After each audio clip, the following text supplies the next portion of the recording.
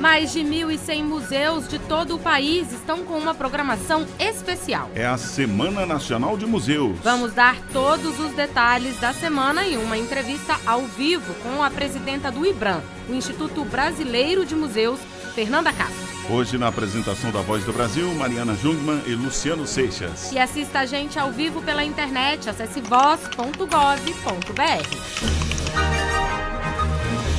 Começa hoje mais uma Semana Nacional de Museus, com milhares de atividades programadas em todas as regiões do país. Mais de 1.100 museus vão participar dessa edição. Para saber mais detalhes, nós vamos conversar agora com a presidenta do IBRAM, o Instituto Brasileiro de Museus, Fernanda Castro. Boa noite, presidenta. Boa noite, obrigada pela oportunidade.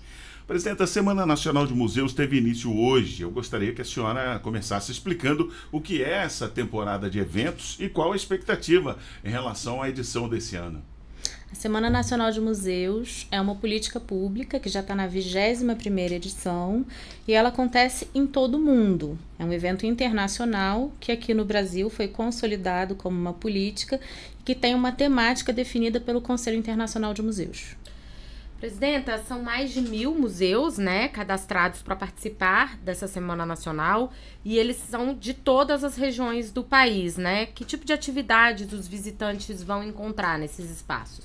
São mais de 3.500 atividades na programação, entre exposições, ações educativas, música e cinema no museu, uma variedade imensa para um público diverso.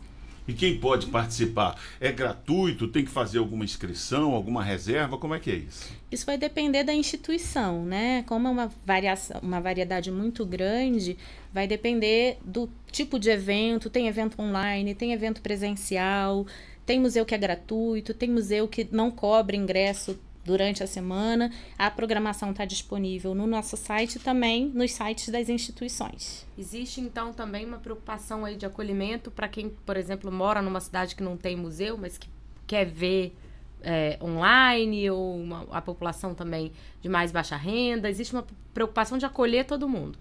O evento é para isso, para a gente variar a programação e para acolher o maior número de visitantes possível. Então, se na cidade não tem evento, tem eventos acontecendo online também, até visita. Certo. A sustentabilidade é o tema desse ano, De que forma os museus podem ser aliados nesse debate sobre o desenvolvimento, a preservação sustentável? Hoje a gente tem uma ideia diferente de museu, Não é mais aquela história de que o museu é um lugar para guardar coisa velha. O museu ele tem uma função social, uma função política.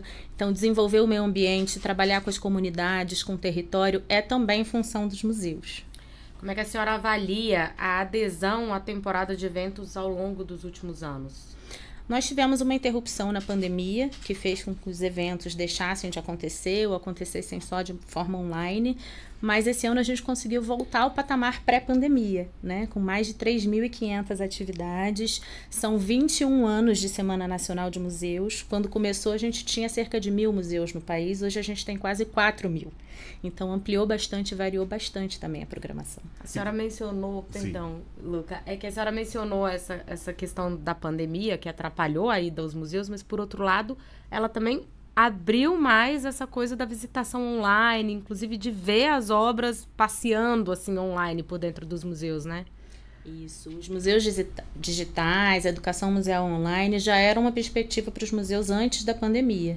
Mas a gente teve que se virar, E foi, sim, uma oportunidade da gente expandir a presença dos museus na rede. Perfeito. Bom, como é que o nosso ouvinte consegue essa programação que a gente falou agora há pouco, É uma atividade nacional em várias cidades do país acontecendo.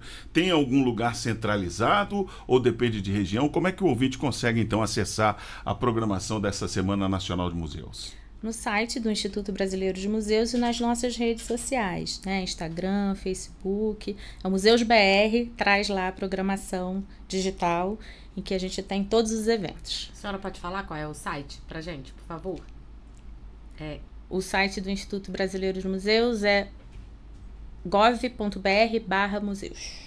Perfeito. Certo. Presidenta, já se passaram 20 edições da Semana Nacional de Museus. É possível mensurar os resultados desse tipo de iniciativa? Podemos dizer que as pessoas estão mais interessadas na cultura brasileira a partir dessas edições? Tanto a Semana quanto a Primavera de Museus, que acontece em setembro, são os nossos 2 grandes eventos que estimulam essa programação mais variada, trazem mais pessoas, diversificam o público, né? Os museus se abrem para mais uma variedade mais grande, uma diversidade mais grande, maior de pessoas. Então, o efeito da semana é um efeito de política pública mesmo, né? Em que a gente consegue ampliar a programação, diversificar essa programação e ampliar também o acesso. Então, ao longo dos anos, a gente viu não só o crescimento dos museus, mas também uma maior adesão, em especial nessa época, porque a divulgação dos eventos ela também se amplia.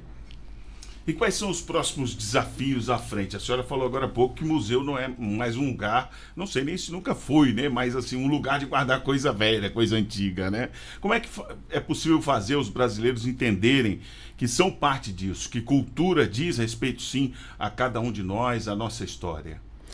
Bom, a gente aprendeu na pandemia com os museus que conseguiram manter a sua programação, né? Porque cultura na pandemia e cultura no último governo foi resistência. A gente aprendeu que a gente tem que olhar para os pequenos museus, para os pequenos fazedores de cultura e de memória.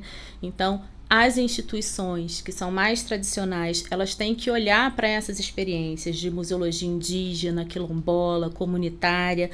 O IBRAM está fazendo isso e acho que isso faz também com que a população ela perceba que é possível fazer museu, né? Então, se você não tem um museu perto de você, é possível fazer museu, é possível ter cultura de memória e também fazer de uma rede, né, dessas instituições o fortalecimento da nossa sociedade. Aumenta também a identificação das pessoas com o conteúdo, né, com as coleções desses museus. Isso porque não é possível que um museu represente toda a sociedade, mas se a gente promove a diversidade dessas instituições, a gente está promovendo que haja mais representatividade.